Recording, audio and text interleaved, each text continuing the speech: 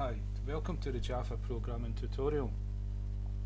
And what we're looking at is threads, and what we looked at in the last tutorial was the sleep method in the thread, where we can put the thread to sleep for a set period of time, and it's in milliseconds, so 1,000 is 1 second.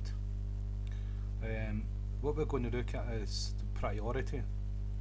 Every thread has its priority, and to get the priority there's a get method, and to set the priority there's a set method, and that's how you change the setting of the priority. There's also a min and max you can set, but I'm just going to show you this because Java is cross-platform. It depends on the operating system and how it behaves, and sometimes it doesn't have any effect at all. And it also depends if it is local, the thread is local or not, depending on whether it is going to have an effect on it.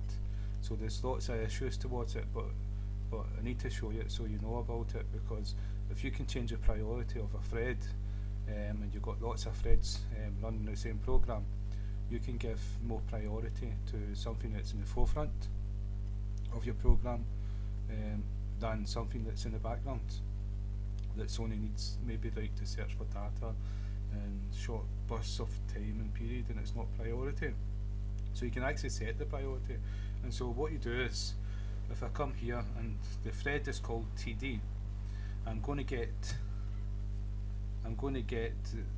use the get method dot get priority.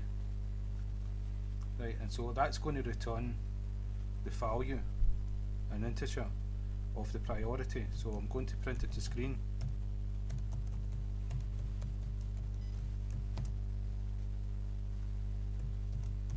So it's going to print the value to screen. And so to do with this Windows operating system, the default one is 5. It goes from 0 to 10. And I think it even goes beyond that. It all depends on the platform you're using. What operating system and that, and you've got to remember the code though in Java is meant to be able to run on any platform. So if the priorities are different, the program can behave different, but you do need to know them. And I'm not too sure if you're running a program, imagine it's a big project, you will have to like thread certain parts of the program, make them independent and run on their own initiative, like a different program all at the same time, and communicating with each other. So there will come a point when you do need to prioritize these threads, and so it will come in handy if you master how to use them.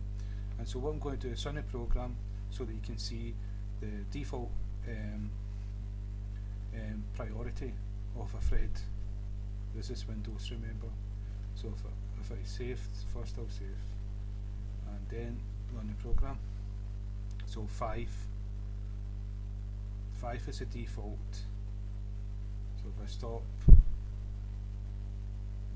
and what I can do now is 5 is the default, and what I'm going to do is, before we print out the priority of this thread, I'm going to it.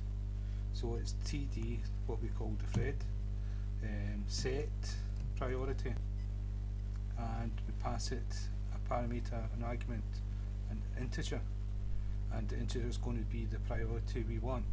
So if I change it to 7, and straight after it's going to print out the priority of this thread, and it should be changed to 7 rather than 5. So if I save,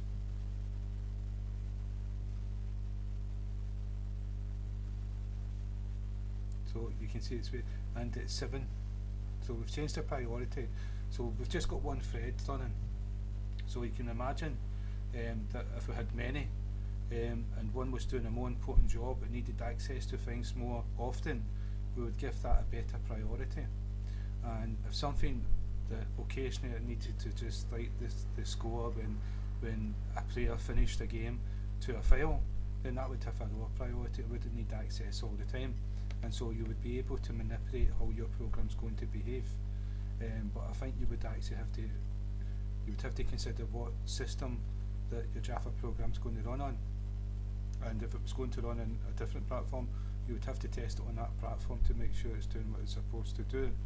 So that's priorities and threads. So again, thank you for your time.